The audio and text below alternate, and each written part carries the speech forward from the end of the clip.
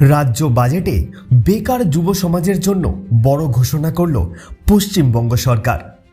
মাধ্যমিক পাশ করা বেকার যুবক যুবতীদের জন্য চালু হচ্ছে এক নতুন প্রকল্প, যার নাম বাংলার যুবসাথী। বৃহস্পতিবার রাজ্য বাজেট পেশ করতে গিয়ে অর্থমন্ত্রী চন্দ্রিমা ভট্টাচার্য জানান, এই প্রকল্পের মাধ্যমে মাধ্যমিক পাশ করা পশ্চিমবঙ্গের যুবক যুবতীরা মাসে মাসে 1500 টাকা আর্থিক সহায়তা পাবেন। এই প্রকল্পের সুবিধা পাবেন 21 বছর বয়সের পর থেকে 40 বছর বয়স পর্যন্ত বেকার যুবক যুবতীরা। তবে এই আর্থিক সহায়তা মিলবে সর্বোচ্চ 5 বছর পর্যন্ত। বাজেটে স্পষ্ট করে বলা হয়েছে, এই 5 বছরের মধ্যে যদি কেউ চাকরি পেয়ে যান তাহলে তিনি আর বাংলার যুবসাথী প্রকল্পের সুবিধা পাবেন না।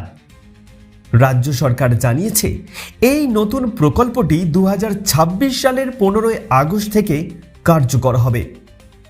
এখানে উল্লেখযোগ্য বিষয় হলো, যারা ইতিমধ্যে রাজ্য সরকারের বা অন্য কোনো সংস্থার স্কলারশিপ বা বৃত্তি পাচ্ছেন, তারাও এই প্রকল্পের আওতায় আসতে পারবেন।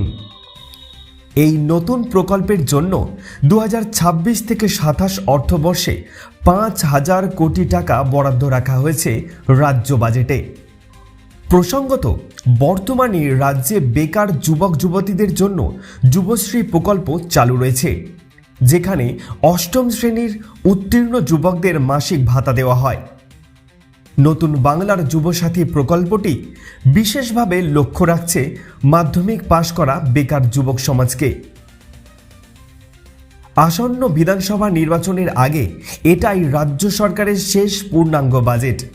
ফলে বেকার যুবকদের জন্য এই ঘোষণা রাজনৈতিক দিক থেকেও যে অত্যন্ত তাৎপর্যপূর্ণ তা বলাই বাহুল্য। हाँ, 21 से 40 साल तक जो 10 क्लास पास करेंगे उसको स्कॉलरशिप जो मिलता है वो ठीक है, उसमें हम हाथ नहीं लगाएंगे।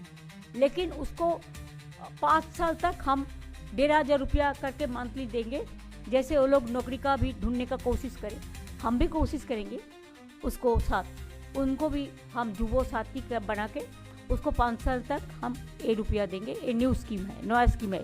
इसमें भी आपको about 30 lakhs people will be here, 30 lakhs youth will be motivated and generated.